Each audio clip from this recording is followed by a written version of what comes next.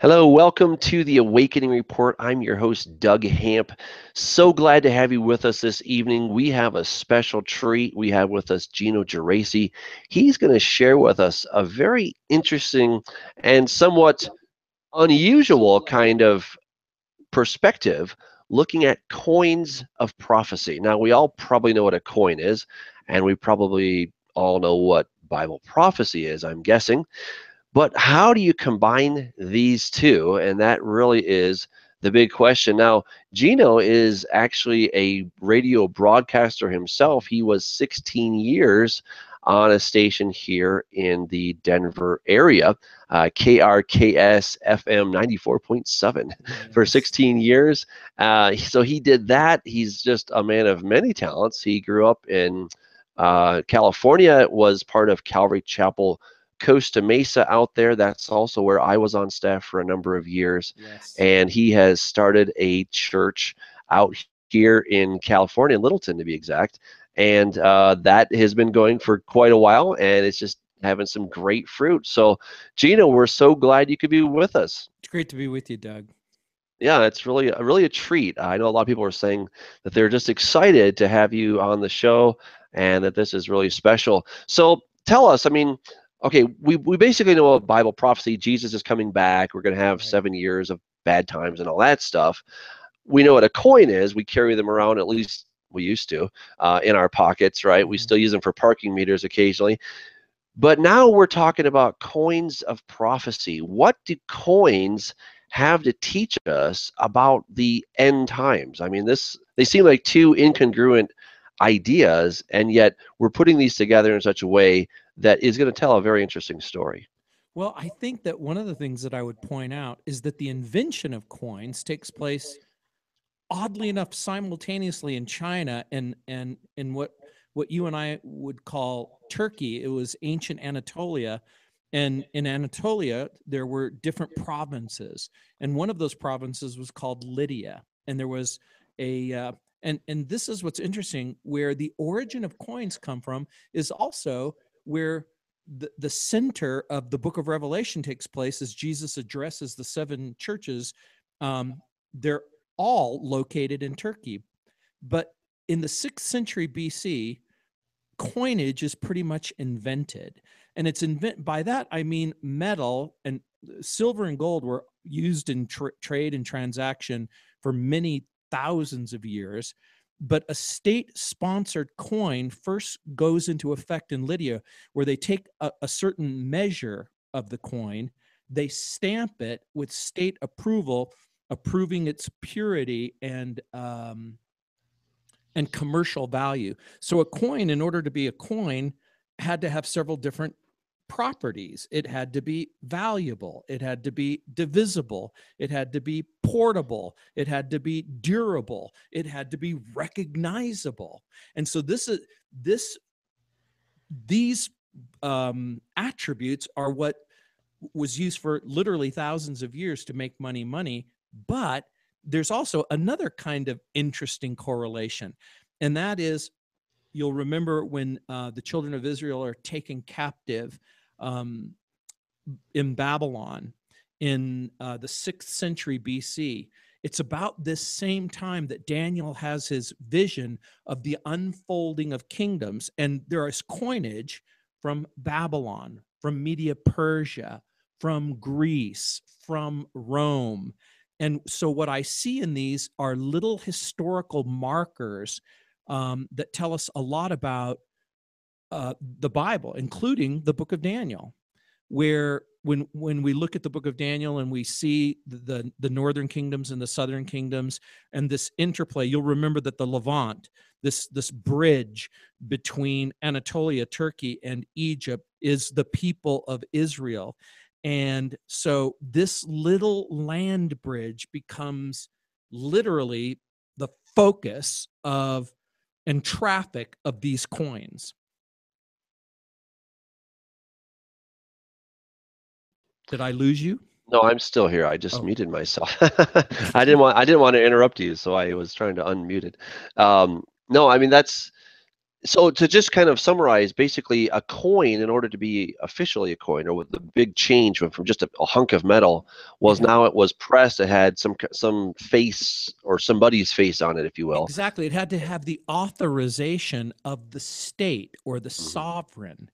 Um, and there were severe penalties later down the line for counterfeiting. Right. And so again, it's just like when a person pulls a dollar out of their pocket and they note that, what makes the money that you pull out of your pocket different from monopoly money? How come you can't go to King Supers or Albertsons or Stater Brothers with pieces of paper and they'll accept it? What makes money money? Mhm. And so all of It's this, exclusive. That's what makes it worth anything. It has to be exclusive, right? right? Right. Well, it has to be recognized as as valuable. And so Mhm. again, you've traveled a great deal. Remember the first time when you first held an Israeli shekel in your hand and you go, this feels like play money. Yeah. Oh, yeah. And some places are worse than Israel. I mean, I've been to places where, you hold a coin in your hand, I'm thinking like Eastern Europe, and you're like, there's nothing of substance here. But then, of course, I began to realize that, well, it's not the metal that is currently, once upon a time it was, but the metal is not what is retaining the value. It's just that we say this coin is worth 25 cents or one quarter of a dollar. And because we said it, it now has value, and that's of course fiat money. Yeah. But way back in the day, it wasn't fiat money. It actually had an intrinsic value because of the metal, because it was durable. It was something that would stick around a long time, and you could actually melt it down and use it for some type of industry or ornamentation. And so there was a demand for that. But then when they put the stamp on it, then it took on a different nature. So okay, we've come to Babylon. What changes at Babylon? Um, or and if you, actually, I know you had that first coin there from Lydia. If you could Mhm. show us that, that's very interesting. And then kind of just give us the history of where that went from there. Yeah, this is a silver stater of Lydia. This, by all measure, is the first bimetallic coin. And so in Lydia, they have silver coinage and gold coinage. In Lydia, there was a river that came down from the mountain called the Pactolus River. And there was a saying that a person was as rich as King Croesus or Croesus. And so King Croesus took the metal out of the river, just like the people who live in Colorado. There's a Cripple Creek and there's Clear Creek and there's the Platte River, and they would mine for gold and silver. Well, in that particular country, there was a globule called electrum. It was a combination of silver and gold. And Croesus had the idea of taking these little pieces of metal and then he would weigh them out. This is 10.4 grams, by the way. And so he would make a punch on one side, and then on the other side, there's a bull confronting a lion. Now, what's interesting about this bull and this lion is that the bull was a sacred animal to to to uh, to the Canaanites, and the lion.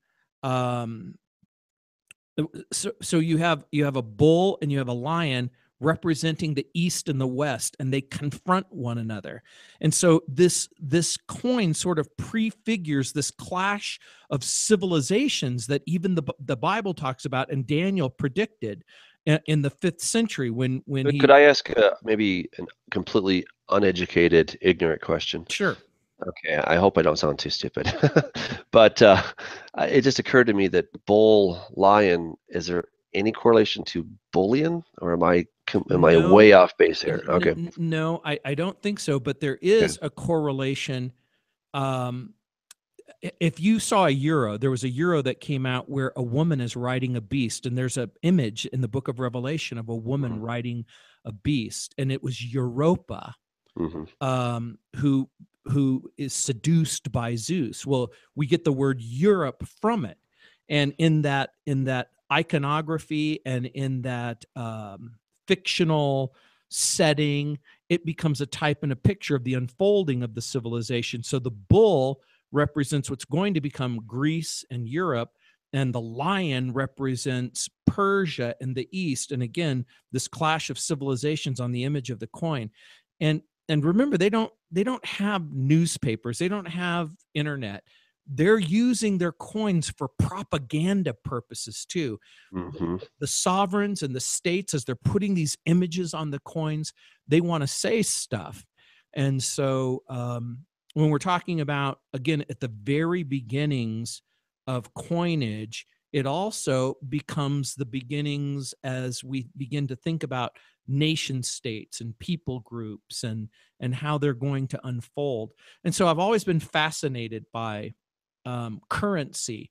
And the very first sort of global currency was what's called an Athenian owl. And it was made, we probably can't see it, but that's Athena. And on the reverse, there is an owl. And you can see the Greek letters alpha, thetos, epsilon. And this coin is going to be the first recognizable coinage in Spain, Italy, Greece, the Levant, Egypt, and this whole Mediterranean rim. This is going to be accepted currency in the whole world. And again, this is the Greek Hellenization process that's going to begin to take place. And you know how important that is for Bible scholars and Bible students. And there is a man named Philip. Philip is going to be the father of Alexander the Great. He discovers silver in his backyard in Macedonia and begins to mint these Macedonian, what they're called tetradrachms. He becomes, at that point, the richest man in the world, and he hires the most famous tutor in the world named named Aristotle, to tutor his son, Alexander. And so you know the story, how Socrates taught Plato and how Plato taught Aristotle. And Philip hires Aristotle to teach Alexander. And Alexander, of course, is going to take over the then known world. It's an incredible history. And there we have a little piece of coinage to commemorate this time. I mean, what's so cool about coins is that you have just a little bit of history. It's like a little marker saying, right, here's this little widget, and yet there's all this history that is tied to that. That's pretty awesome. I really do think that it is awesome. And again, I think about the imagery and the iconography on the surfaces of the coins. Like the one of Philip, on the reverse, he has a horse prancing. What most people don't realize is that Philip was an equestrian, and the word Philopos means the lover of horses, and he wins the Olympic Games in his time. He is the Olympic champion. And so we begin to, again, put these little dots together, and we begin to understand just a little bit better about, and there is a real application to Bible history. So, kind of help us out there. And we were starting to go down a path there of what Nebuchadnezzar was going to do. Kind of take us back to that point, because that seems to be a really natural starting point. Right. As we go back, for those people who are watching and who are familiar with the book of Daniel, and they remember this amazing dream that Nebuchadnezzar has, and he has this dream about an image, and he doesn't want to tell any of the magicians and soothsayers about his dream. And it's a very well-known story, because he basically says, I want you to interpret my dream. And they say, sure, we'll interpret your dream. Tell us what the dream is and we'll interpret it. And he goes, no, not only am I not going to tell you, you're going to have to tell me and interpret it. And if you don't, I'm going to kill you, your wife, and everyone you know. And as the story unfolds, Daniel is one of those special people in Nebuchadnezzar's court. And you'll remember that he asks to pray and then to give an opportunity, and the Lord reveals to him Nebuchadnezzar's dream. And not only does he reveal the dream, but he reveals the dream in detail, as he says, you saw an image with a head of gold and with a breast of silver and with a torso of bronze, and that these become and legs of iron, and this becomes a picture of the unfolding of human history. You talk about something that is wild and unbelievable. This is perhaps the most wild and unbelievable thing. And not only does he now reveal the dream, he begins to tell him what the dream is. You, Nebuchadnezzar, are the head of gold, and that he is going to be a king that's different from every other king, and that all these other civilizations are going to impart, be dependent on. And we understand, Doug, that Babylon sets the stage to provide a world view. And this becomes an important thing because we understand that the religion of Babylon is that religion that stands in opposition to the revelation of God. And so there's going to be a role that Babylon will play, that Persia and the Medes will play, that Greece will play, and that Rome will play. And all of this history is going to, what is the past to us was the future to Daniel, hence prophecy. Remember, prophecy isn't just simply about foretelling the future, it's about revealing the truth. And so, in a very real way, we've got these two elements: the revelation of truth, and then the statement of the truth, and then the application of the truth. And you and I were talking about this earlier. Why does the Bible, certainly the Bible doesn't begin with Daniel's dream. We go all the way back to Genesis and the unfolding of human history. All of human history, Doug, as you're very much aware, begins with creation, and then the fall, and then redemption, and then reconciliation. If we were to sum up in a single sentence God's plan and purpose for this revelation called the Bible, everything from Genesis to the leading up of Jesus, and then the revelation of Jesus, and then the unfolding of what you and I are going to call the church and the church history. But all of this has to do with Jesus from the very beginning to the very end. It really is amazing when you start to put all this together. And, Babylon was such an interesting place. Yes. Nebuchadnezzar was really a king of kings, and he is called as such.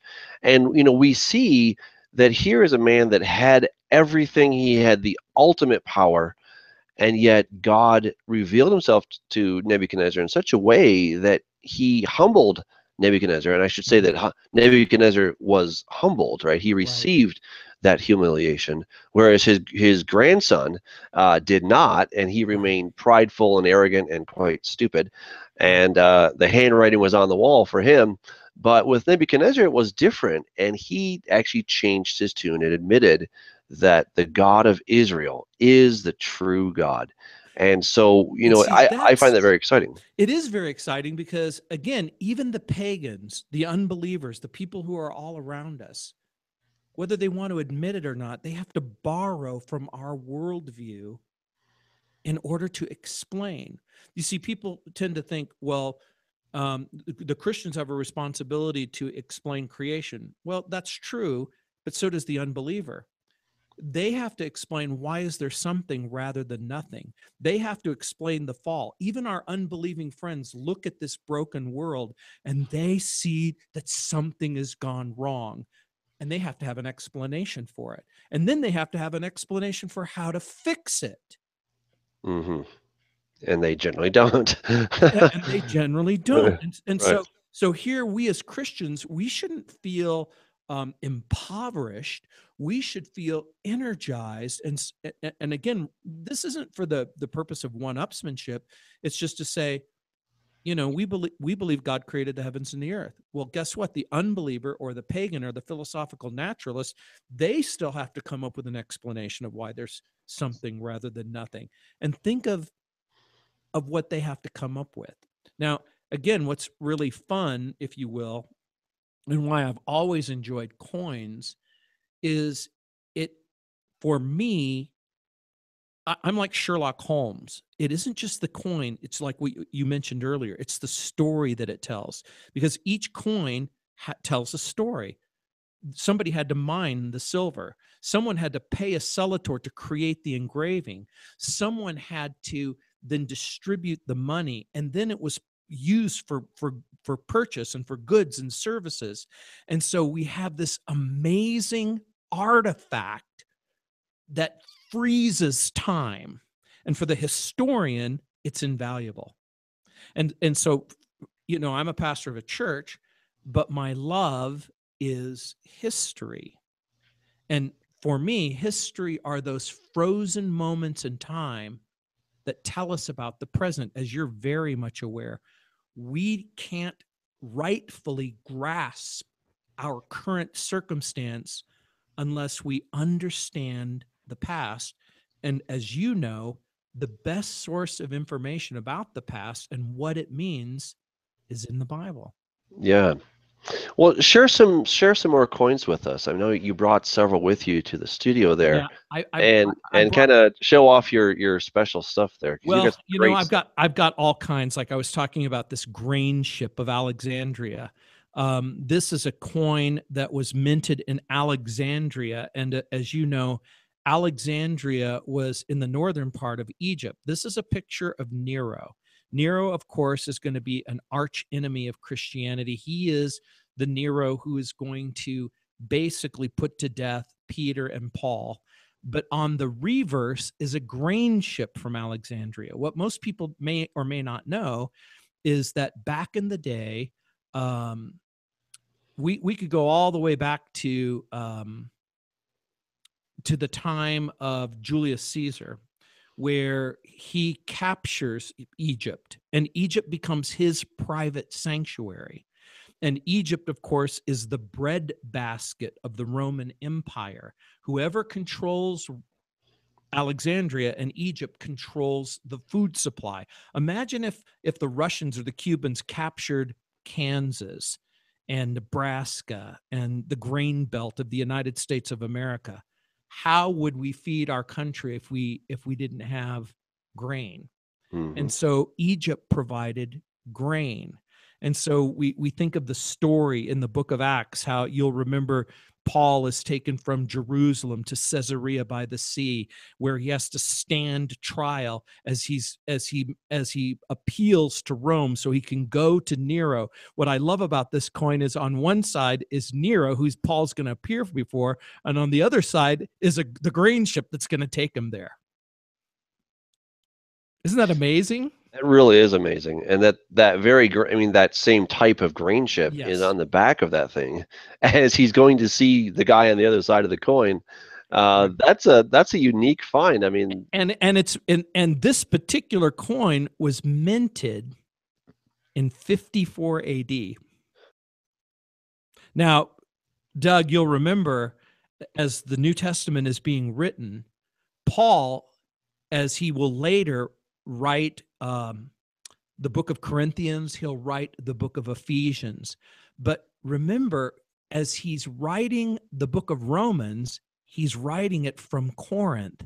It's been my experience that if I'm teaching the people in Corinth and I'm writing something, I'm teaching them what I'm writing. And so I have every reason to believe that when Paul was in Corinth, all of the rich material that's contained in the book of Romans, the people of Corinth had access to. If Paul is writing the book of Romans from Corinth, I have every reason to believe that he taught its principles to the people of Corinth. wow, that's phenomenal. And of course, it's so interesting to see how God used Paul in such an amazing way, where here the guy was, basically a prisoner for much of the time, and yet that's when he wrote so many of those amazing Yeah, things. imagine, Doug, if we could go back in time and we could interview him and we say, and Paul said, tell me about the church in Antioch. Tell me about the church in Ephesus. Tell me about the church in Philippi. Tell me about the church in Corinth. How are the churches doing? And you say, I visited all those churches. They're ruins. Well, what do people remember? Do you remember those timeouts that you had in those prisons and you wrote those letters at the worst time, at the most difficult time, all of Christianity has been affected by the fact that God put you in timeout. You wrote these precious jewels that provide us comfort and hope in our difficult times. Can you imagine?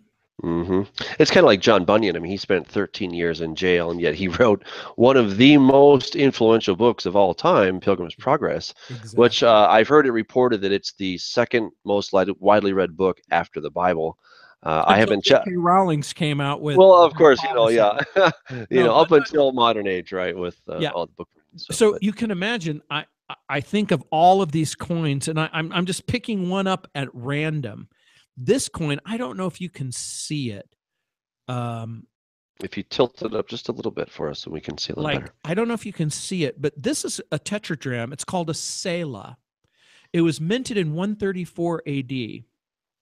The thing that makes this important is there was a group of rebels led by a man named Bar Kokhba, who would take the Syrian tetradrachms and he would shave it, and then they would restamp it. And this particular coin has the image of columns and what looks like an arch. It is the Ark of the Covenant.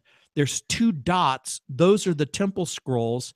This might be the only image that we have from antiquity of a person who laid his eyes on the temple before it was destroyed. But the Jews, fighting for their life, create this coin as they're trying to recapture the imagery of who they were and what made them a unique people. And so on this coin, minted a generation after the destruction of the temple, there were still Jewish people holding on to what their life used to be. And so, as you can imagine, these coins are then representative of a time of turmoil, a time of conflict, a time of deep pain. One of my favorite coins, probably my most favorite coin of all, Doug, out of all the, I have a coin that almost certainly was the kind in the New Testament that speaks of the betrayal money, of when Judas betrays Jesus. But this coin is perhaps, in my mind, the most important coin that I have. It isn't the most valuable coin, but I think it's the most important coin. On one side is a chalice. It's called the Cup of Omer. It was a ritual chalice used by the Jewish people in the ritual. There's an image there that looks like an F, but it's the alpha primitive of the Aramaic language. It means year 1 for the freedom of Jerusalem. Now, what makes this coin so important, this coin was struck in 66 AD. This coin was struck after 50,000 Jews were slaughtered in Caesarea, and the Jewish people came to the end of their rope, and they were asking the question, how long are we going to remain under the thumb of Rome? And they make the decision to revolt against Rome. The minting of this coin is the first coin minted by a free Jew during the Revolution. If you owned this coin, you were put to death. If a Roman caught you with this coin, not only were you killed, but the coin itself would be confiscated and melted, because the imagery was an affront to the sensibility and the dignity of the Roman people. So these are extremely rare. But for the Jewish person, this is like our Declaration of Independence. You'll remember on July 4th, when the people are signing their name, and there's John Hancock's handwriting in great big letters, and you see Benjamin Franklin underneath, and you see John Adams, and you see the people signing this. They're also signing their own death warrant, because if they are in rebellion, and if they are caught, they are hung. This coin, to the observant Jew, conjures that kind of image. That is powerful. I mean, yeah, to carry that thing around is not just an ideal. It's not just a belief. It is a very, very bold declaration and saying, hey, Rome, look out, because we are now in active rebellion against you. Here is my card-carrying rebellion card, That's and exactly right. I can trade these with other rebels, but yeah, if you catch me with these rebellious coins, you're going to kill me, because these are making a very bold statement. And this might be a good way to segue to, because we have a question in the chat room by Roland. He's asking about cryptocurrency coins and the relation with the worldwide economy. What And a I just wonderful question.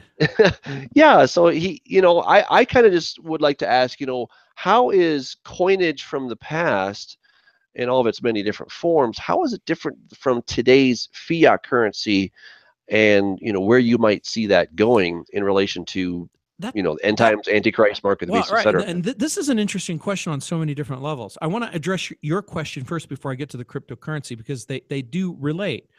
The first question is, the coins in the past were made out of gold or silver. They had intrinsic value. So if the gold or the silver was minted in Greece or Rome or North Africa, it had a common currency. In other words, gold and silver was recognized in Egypt, in Greece, in Italy.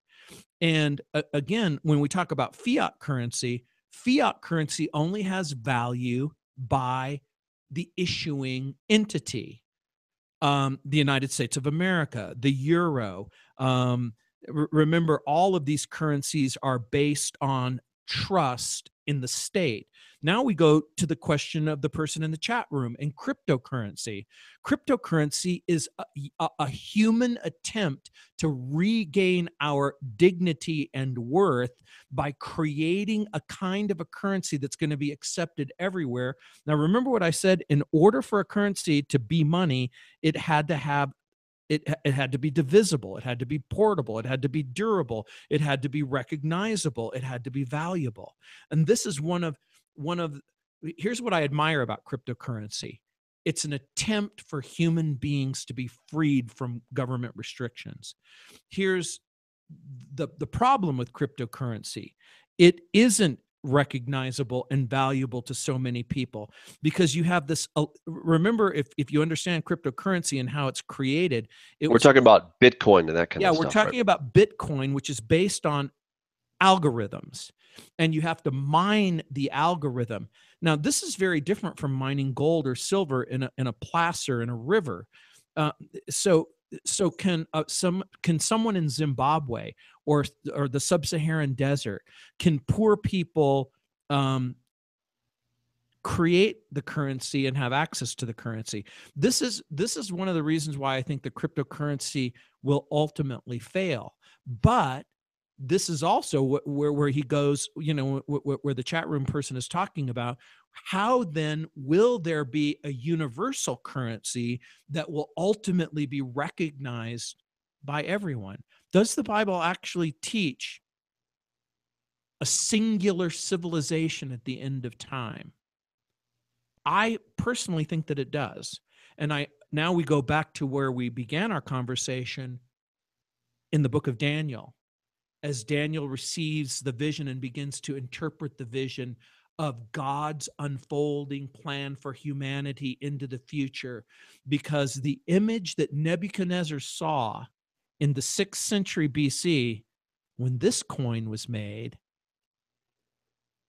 still has prophetic ramifications into, depending on who you're talking to, either the not so distant future or the distant future. We don't know exactly when all of this is going to unfold.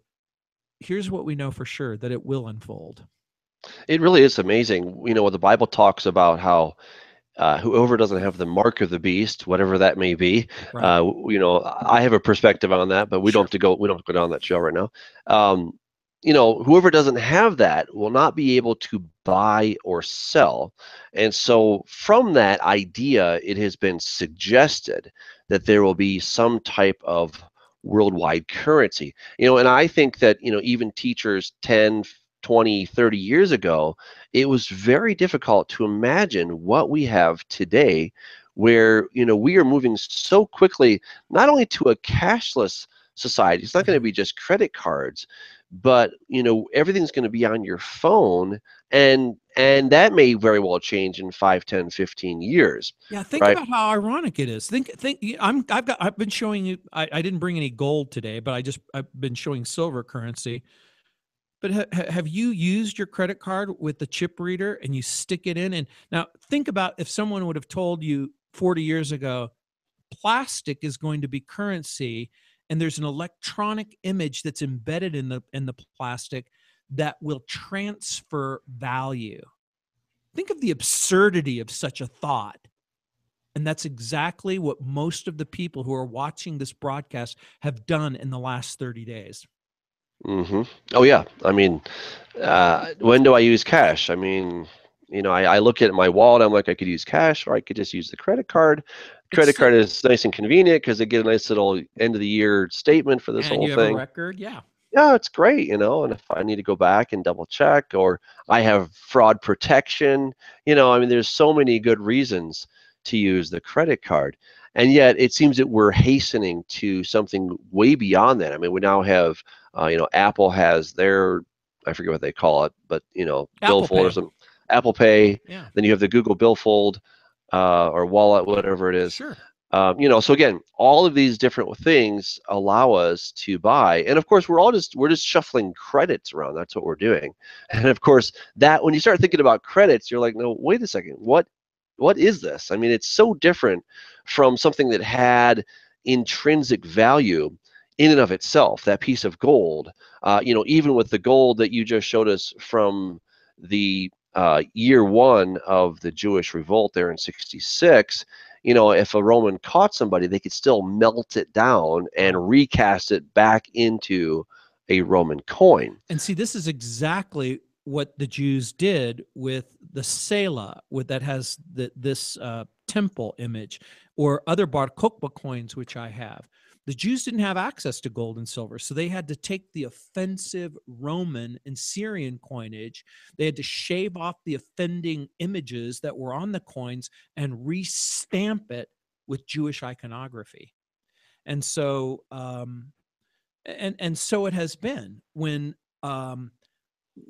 Alexander the Great goes to Persia. He sacks the city, takes its silver, melts it down into Alexandrian tetradrachms to pay his army, and the world will be Greek. The New Testament will be written in Greek. Greek culture is going to both pervert, pollute, but also provide an economic, or excuse me, I'm going to use the word intellectual matrix for people to begin to think about worldview images. As you know, Doug, because you're familiar with languages, there's something about language, whether it's Hebrew or Greek or English or whatever language you're using, that the language itself shapes the way you think. Mm-hmm. That is so true. It really is. Language is a window into somebody else's culture. Right. And so now this is another important thing about money. It transcends culture. Money is money in China, in Africa, in South and Central America. In other words, there is a common denominator. What isn't common is the way people think about money and use money. But the concept itself is now universal. So how would you say people think differently about money? Well, I think that people think differently about money, as some people see money as a way to satisfy themselves. Other people see money as a tool to honor God. Mm. It's very hard in our culture and society for the Christian, because there are enormous forces at work, Doug, molding us and shaping us to be a part of a consumer culture. And so even we are faced with the challenge: how can I think about money biblically? How can I think about money in a God honoring way? How can I allow the gifts and callings that God uses for me to create wealth, or to generate wealth, or to preserve wealth, to honor Him? And so as you can see, for me, collecting coins isn't just about collecting coins. It's being able to tell the story and then educate people about history and economy, about art, but also a biblical worldview. Hmm.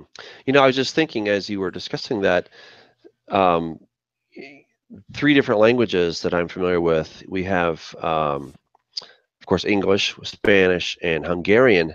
The way to make money is different in each of those languages. Obviously, in English, we make money, Mhm. right? In Spanish, they earn money, Right. and in Hungarian, they find money. And No, I've always uh-huh. found that very kind of humorous. I'm like, Yeah. well, we Americans, we make it, you guys find it, and but be No, but it reveals something about right. the way from the very beginning you begin to think about it. Yeah. Yeah. And so, we're out, we Americans and all of our Americana pride, well, we make money, right? But, and I really can't say what exactly is happening in the mind of a Hungarian when they're finding money, but it's just a different way to think about it, right? Well, And see, that happens all around the and world. I think that this is interesting because I happen to know that Hungary was a Roman settlement, and that the Huns, hence the name Hungary, there was barbarian hordes that came into that land, and Roman settlers literally, remember, there's not banks, but there's not temples, and they would literally bury their money before they would go off to battle. It makes perfect sense to me that the Huns would unearth the money and that they would find the money. Isn't that interesting? Wow. I mean, and how many centuries has that been? I mean, that's a long time, and yet they're still finding the money. So, Well, that th- that that begs the question about how, Gino, how did you get all of these coins? Where did they come from? Well, remember, with the invention of metal detectors, literally hordes of coins have been unearthed in the Holy Land, in Israel, in the Middle East, in Turkey, in Greece, in Hungary, around the Baltic states. And as you can imagine, many of the coins were made out of bronze and copper. Most of those degraded and didn't survive. And so most of the specimens we have are gold and silver, but even those are very, very rare. hmm, And wow. so this is why, too, I think that they're interesting, and they're artifacts, and they are um, an opportunity, at least for me. Now, many countries are closing the doors to coins, but I started collecting a long. Don't let my youthful appearance fool you. I'm actually pretty old. Oh, age catches up with all of us, doesn't it? Um, Tell us a little bit about the coins that were being used in the temple when Jesus made his whip and had his little rampage. Yes, What was going on there? Why was he so upset? I mean, weren't they just using money or what was happening? I think it was more than that. Now, I have an example of a tetradrachm. Well, actually, this is a tetradrachm. This is a Syrian shekel that would have been used in the temple. This was the only one that was allowed, which is kind of interesting to me because this particular image is Hercules. Hmm. So we go, well, why would the Jews make an exception? This is a pagan image. Why is this pagan image allowed in the temple? And it's not because of the pagan image of Melkart. It's because this is silver from Tyre, which is known to the Jewish people to be pure. This is a pure silver that is going to be acceptable, and it has the rabbinic stamp of approval. This particular shekel was a week's wage for a skilled laborer. This half shekel, it was the temple tax that every observant Jew would have to provide once a year. Now, when Jesus is going through the temple and he's rampaging, I'm going to suggest to you it isn't just simply because of the money changers exchanging money. It's because they're misrepresenting the God of Israel. That temple and that place, remember, he says, my house shall be called a house of prayer. I'm going to suggest to you that that temple stood for the Jewish people, but it also stood for the Gentile people. It was supposed to be a light and a place of truth where Gentiles could come from North Africa and from the other parts, and they could ask the question, what kind of God, what kind of God is God? What kind of a God is God? Is this Jewish God the true God? And I'm going to suggest to you that the buying and the selling becomes a misrepresentation, not only of the God of Israel, but the opportunistic advantages that were taken was dishonoring and displeasing to God, just as it is today. Mm. Good answer. I mean, it's so true. I mean, I was just teaching through Luke chapter 11, and Jesus just lets the Pharisees have it because he didn't wash his hands according to the traditions of the fathers, and he says, you are hiding the key of knowledge from people because of your traditions. And not just to pick on the Pharisees, I think Right. we all have a tendency to do that, where we start saying, well, I don't smoke, I don't chew, I don't go with girls that do, right? Right. And that kind of idea where we have these extra biblical traditions that start to take equal and sometimes even supplant the actual biblical commandments that God has given us. Which lead to what we just talked about. If what you're doing, think about that. And then for whatever reason, we Christians misrepresent the Lord to a watching world. And now we're guilty. We're guilty. Yeah. And so we have to bow our head, just like you talked about with Nebuchadnezzar, in humility and honesty, and say, Lord, am I misrepresenting you to a watching world?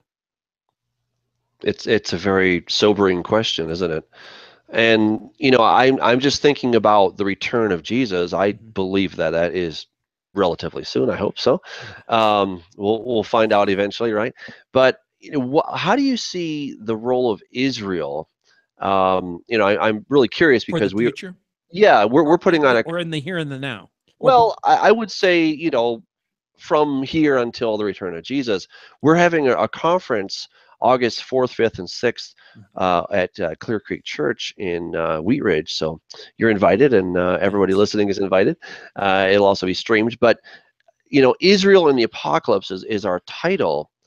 Where do you see things going? Do you think that the U.S. currency, um, because it is a fiat currency, because it is a global fiat currency, do you see that will have any impact as to what happens, and how will that impact Israel, who is very dependent in some ways on America, not in every way, but just what is your perspective, kind of global politically? What an interesting question. And in answering your question, I'm going to just very briefly go back in time with the coins just for a moment. In the Roman Empire, they began to debase the silver. They began to cut it in half. The purity would go from half to a third, till at some point it became a copper washed with silver. And then they just threw away the pretense altogether and just made it out of this the most corrosive materials ever. Well, this becomes a type and a picture of what's happening. Doug, we're $22 trillion. The number is such an astonishing number. It's very, very difficult, even for smart people, to wrap their head around the number 22 trillion. Not only are we a debt-based economy and a fiat currency economy, there will come a time where the biblical principles must inevitably come true. Remember, the Bible says God is not mocked. What a person sows, that they will also reap.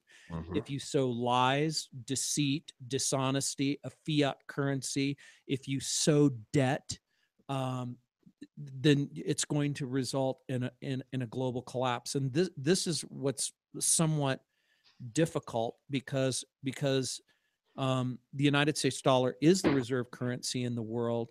When that $22 trillion bubble bursts, and there will come a time where somehow the enormous debt, that it's going to manifest itself in an economic collapse.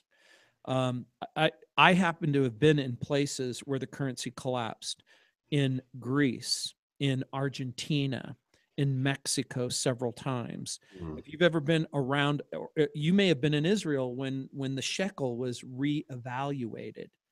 Um, but there's going to be something far worse that happens. And what does all of this mean? I think that there are a number of different factors that are going to lead to changes in the future. You know, you ask the question, well, what role does Israel play? I happen to be a person who believes that God has made promises to Israel that have yet to be fulfilled.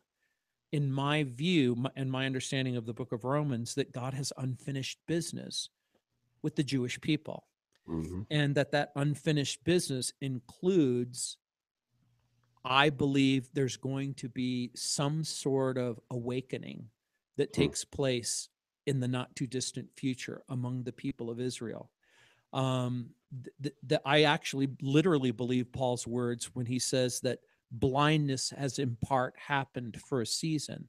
I happen to believe literally that blindness has resulted in the salvation for the Gentile people. But again, that is temporary as well. That there is going to come a moment in time and space where the fullness of the Gentiles is achieved, and that God's unfinished business with Israel must take place. And my understanding of the scripture is that that's an impossibility apart from a literal return of a literal Jesus. And essentially, you would suggest that some kind of a global collapse may very well play into such a scenario. I mean, we don't know Yeah, absolutely, but you know, and we could think of a lot of different triggering. Is this an economic collapse? Is this a collapse that's brought about by some thermonuclear exchange? Is this, you know, as you can imagine, what is it, a famine that could bring about the collapse?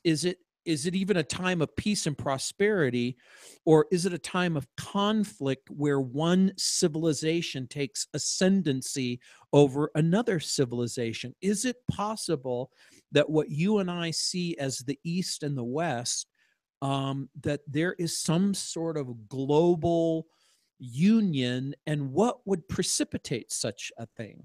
hmm well, and we started with the vision that Nebuchadnezzar had, and of course Daniel interpreted that, and of course so wonderfully illustrated by that coin there from the nation of Babylon. So, you know, thinking about that statue that was in that dream, the head of gold, the chest of silver, the torso of bronze, and then the two legs. Interesting, right? Two Right. legs of iron, and of course the Roman Empire. We often think of it just as the Western Roman Empire. We think of Rome and all that stuff, right? But there were two legs. There was an That's Eastern right. Empire. There were two legs to this empire, and of course, the Byzantine Empire was thriving while the Western part side of it was absolutely just Languishing and then eventually dissolving. exactly in the Dark Ages, right? They were doing Right. awesome. And then, of course, we have a time when the Turks finally say, okay, Christians get out of here. And that's what sparked the Renaissance, right? That's what got the western side of Rome going again, was a radical change. So, but then we have, of course, the 10 toes. And of course, you know, we can probably, you know, debate about what those 10 toes may be. I wish I could say, oh, I know with certainty what it is. I don't know. Yeah. And you're exactly, I mean, different people have come to different opinions. I am so not dogmatic on this issue. I've come to a place in my life where I'm ready to concede my ignorance about certain things. Fair enough. Yeah. And my openness to say, as you know, reason and evidence and plausibility. I've been around long enough to hear all kinds of wrong ideas that have been proven patently false. But you know, again, I don't know, but I do know this: that whatever this is, and however it manifests itself, it must have something to do with Israel. Remember my previous statement? Why Babylon? Why Media Persia? Why Greece? Why Rome? It's all in relationship to Israel. Whatever this means and however it means, it has some sort of application of a global perspective in relationship to Israel. God's vision of humanity has always been, in its unfolding, what will people do with Israel? What did Babylon do? What did Media Persia do? What did Greece do? What did Rome do? You'll remember, again, prophetically, each of those countries was judged in a profound way. Whatever this means in the future, and however it is applied, the Bible does say unequivocally that the whole world is going to stand in opposition to Israel, and that God himself is going to champion her cause. Take us back really quick to that Bar Kokhba coin, because that really is phenomenal. The Bar Kokhba coin, it represents the last, it's the last Hail Mary, if you will, of a free Jew. Of a free Jew who was hoping and praying, of course, for the Messiah. So Rabbi Akiva declared Bar Kokhba, Shimon Bar Kokhba is actually his name, but they called him they called him son of the star. Yes, well, the son of a star. On this Bar Kokhba coin, there's a star above the temple. You may not be able to see it, but it's there. On the reverse of the coin is a lulav and etrog. These were the images that would be brought during the feasts of tabernacles. The etrog and the lulav, right? The etrog, of course, is basically a lemon for all practical purposes. Yes, that's exactly right. It's a citron. It's a citrus fruit.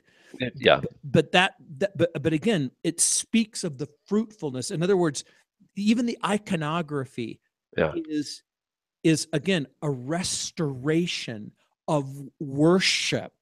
Of an ideal, though, because of an ideal.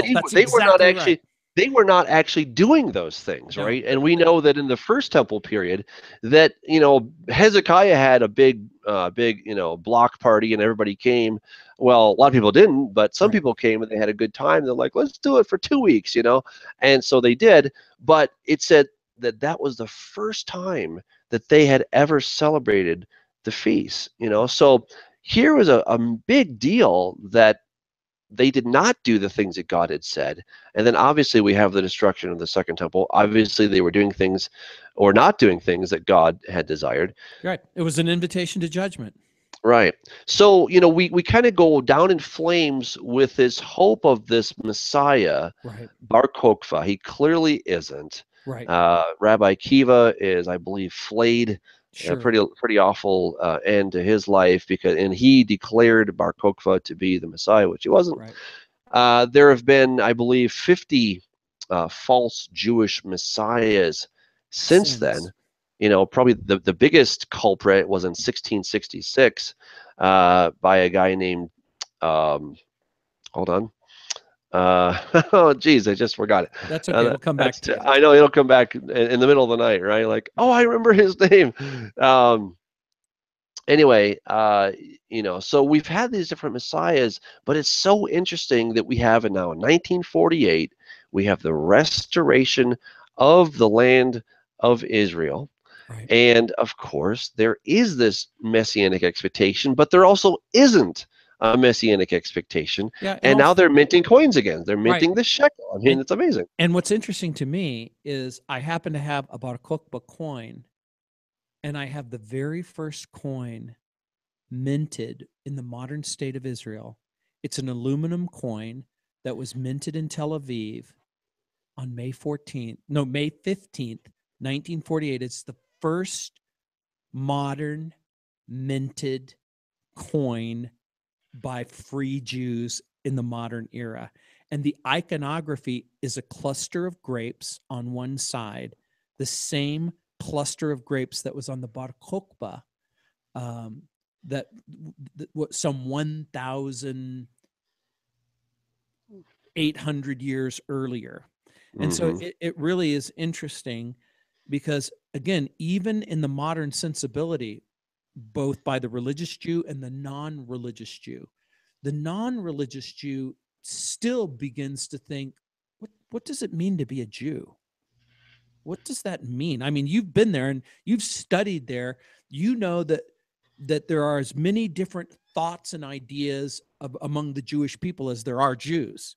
There's religious people, there's atheistic, philosophical naturalists. There are people who go to India and try to have some sort of spiritual awakening. It's interesting to me that all Jews are accepted by the simple fact that they identify themselves as Jews, except for one, the Messianic Jew, the Jew who says, I believe that Jesus is the Messiah. For some reason, that's still reprehensible. But yet, again, there seems to be something happening. There's a spiritual desire, even on the part of the unbeliever, to ask and answer the questions that we've already talked about. How do I explain my existence? How do I explain the existence of Israel? How do I explain what's happened in the past? How do I even examine this in light of what's taking place in the present? You've had many conversations with Jewish people, I'm sure, as you've asked them, how do you explain this? Even yeah.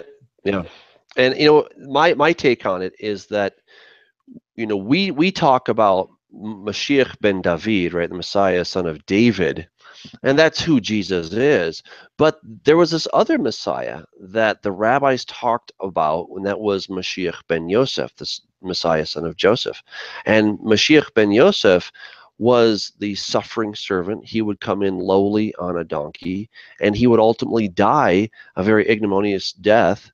And he would be defeated in some kind of a battle or something like that, right? And so it just so happens that Jesus is also known as the son of Joseph, right? Because his adoptive father was Joseph, right? And so here we have this other picture that is not talked about very much, and certainly we as Christians are not talking about this because it just hasn't come up on our radar, right? We talk about the suffering servant, but not Mashiach ben Yosef.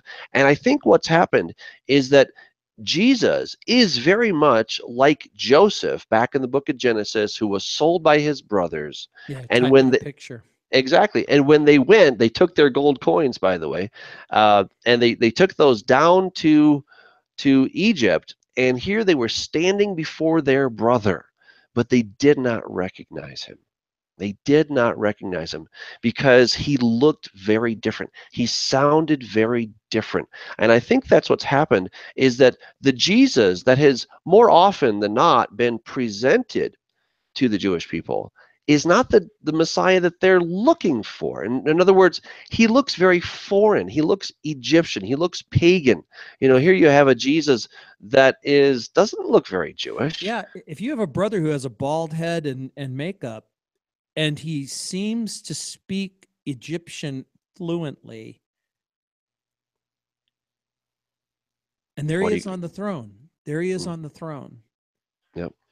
There he is on the throne. But, I happen to have been teaching, you talked about this, I was just teaching in Matthew chapter 23, where a series of questions are asked by the Herodians, and then the Sadduceans, and then the Pharisees, and Jesus comes up with his own answer. He says, I have a question for you. The Christ, whose son is he? And you'll remember their answer. They said, the son of David. And Jesus doesn't dispute their answer, but clearly it's an inadequate answer. It is true that he is the son of David, but apparently he has to be something more, because Jesus himself quotes Psalm 110, verse 1. He says, how is it then that David, in the Spirit, that is, under the inspiration and the authority of the Holy Spirit, says, Yahweh says to Adonai, come sit at my right hand until I make your enemies my footstool. And you'll remember their response is silence. Because if they respond, because here's what Jesus is suggesting, that we lost your sound. I'm sorry to say. At least I lost your sound. Yeah, I don't hear anymore. I'm not sure what happened. Man, you were right at the cliffhanger. We lost the sound. That is such a bummer. Well, I'll try to tell jokes or dance or something until we can get your sound back. I still don't hear it. I'm not sure if anybody in the chat room can hear it. Unfortunately, that's disappointing. Wow. Well, that's really a bummer. What can we do? Oh well. Um, but I think what you were going at is that the Messiah was, Jesus, of course, was challenging them that here he is Messiah, son of David, for sure, and yet he was going beyond that. And I was going to throw in my 2 cents for what it's worth, that the rabbis understood that. They understood very well. I mean, um, in goodness, I'm just forgetting all my texts here.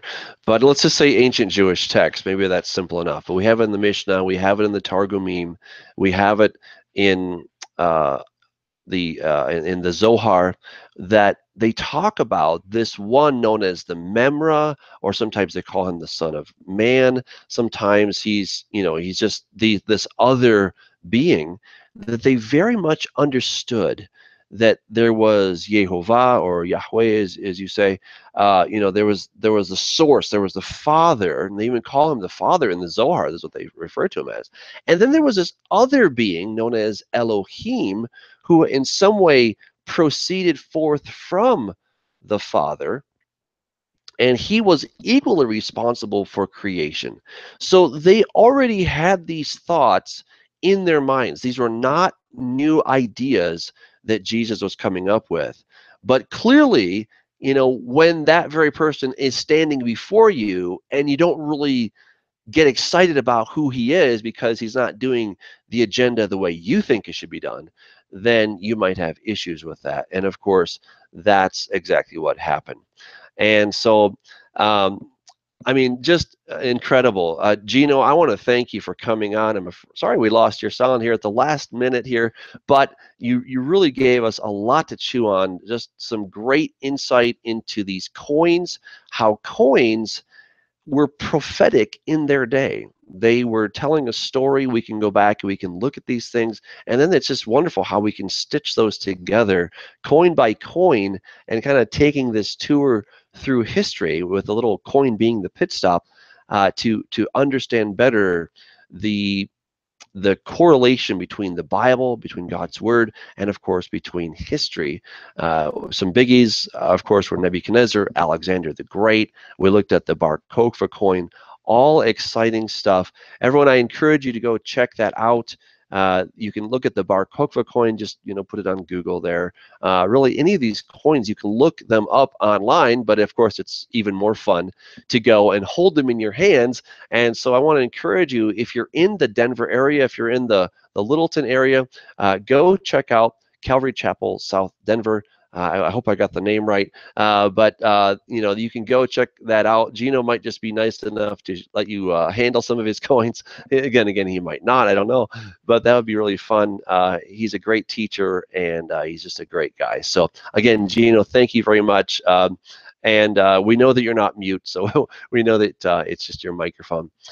Just a really quick reminder, everybody, we're having our conference coming up August 4th, 5th, and 6th here in Wheat Ridge, Colorado. We actually made a little change due to some sponsorship issues, and so we're now able to offer the conference for free. So we hope that you will still go to denverprophecysummit.com.